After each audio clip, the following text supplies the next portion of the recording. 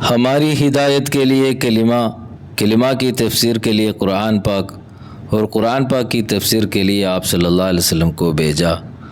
اللہ جل شانہ نے قرآن پاک میں ارشاد فرمایا ھدی للمتقین کہ قرآن شریف ہدایت ہیں اللہ سے ڈرنے والوں کے لیے، اور یہ قرآن ہدایت ہے سارے عالم کے انسانوں کے لیے۔ آپ صلی اللہ علیہ وسلم سارے عالم کے رہبر ہیں، اور آپ صلی اللہ علیہ وسلم کا رہبر قرآن شریف ہے کہ جب کوئی بات اٹکی اوپر سے حکم آیا اور قرآن شریف نے راستہ بتایا کہ آپ یہ کیجئے۔ قرآن شریف ہدایت ہے اور ہدایت کا پورا سامان قرآن میں ہے، اسی لیے کہا جاتا ہے کہ کیا کرنا ہے وہ قرآن میں دیکھو اور کیسے کرنا ہے وہ آپ صلی اللہ علیہ وسلم کی زندگی میں دیکھ لو، ورنہ بھٹک جاؤ گے، اور جو بھٹک گیا وہ منزل پر نہیں پہنچ سکتا۔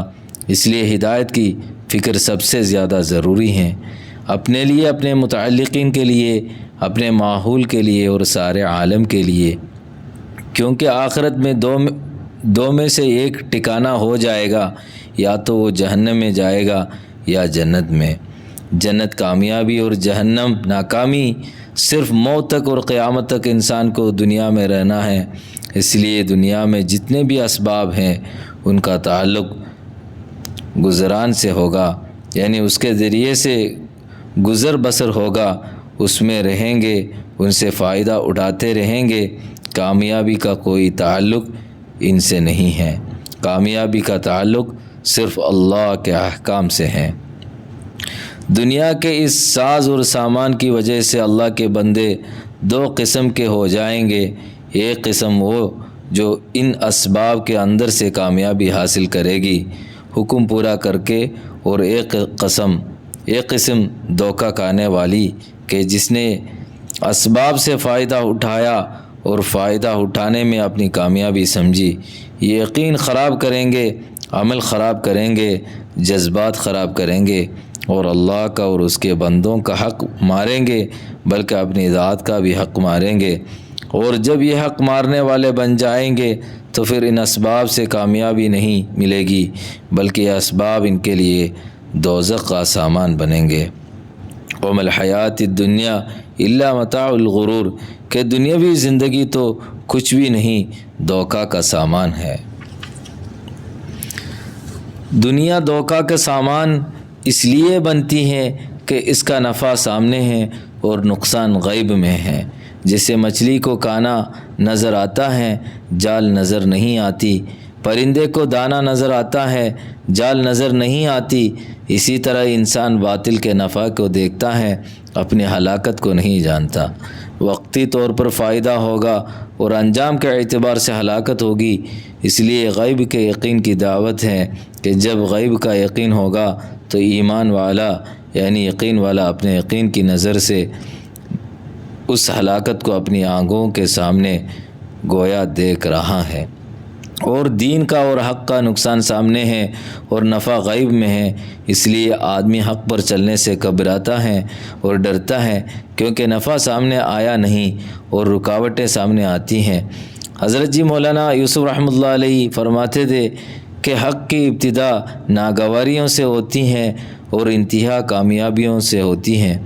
تو جب حق کو اپنے دل میں لیں گے اور لے کر چلیں گے تو ناگواری پیش آئے گی، نقصان ہوگا اور نقصان کا خوف ہوگا، یہ طے اور ممکن ہے۔ لیکن خدا کا حکم پورا کرنے کی وجہ سے جو نقصان ہوگا وہ نقصان نہیں ہے بلکہ قربانی ہے۔ نقصان وہ ہے جس کا کوئی فائدہ لوٹ کر نہ آئے۔ حق کے راستے میں جو نقصان آئے گا وہ بڑا معاوضہ لینے کے لیے ہے۔ ناگواریاں جو آتی ہیں وہ علاج کے لیے آتی ہیں، جیسے بیماری کا علاج کو دوا کھٹوی ہیں، پرہیز ہیں کہ پہلے دشواری پھر آسانی، ان مع العسر یسرا۔ بے شک موجودہ مشکلات کے ساتھ آسانی آنے والی ہے، اس لیے محنت کر کے اپنے اندر اس حق ہونے کا یقین پیدا کرنا ہے کہ دین حق ہے، اور دین پر جو اللہ کے فیصلے ہوں گے وہ بھی حق ہیں۔ جب محنت ہوگی تو اس کا یقین اترے گا، اس محنت میں اتنا چلنا کہ وہ مدد آ جائے، جیسے اتنا کنواں کھودنا کہ پانی آ جائے، پہلی مٹی آئے گی پھر آخر میں پانی آئے گا۔ یہ خزانہ ہے اللہ کا، اس میں مشین لگاؤ، کچھ بھی کرو، اس خزانہ تک پہنچ گئے۔ اس لیے اس کام کے ساتھ محنت لگا دی گئی، اور محنت یہ ہے کہ آدمی جی کے خلاف اللہ کے حکموں پر آئیں، کیونکہ اس محنت کی رکاوٹ آدمی کی جی کی چاہت ہوتی ہے۔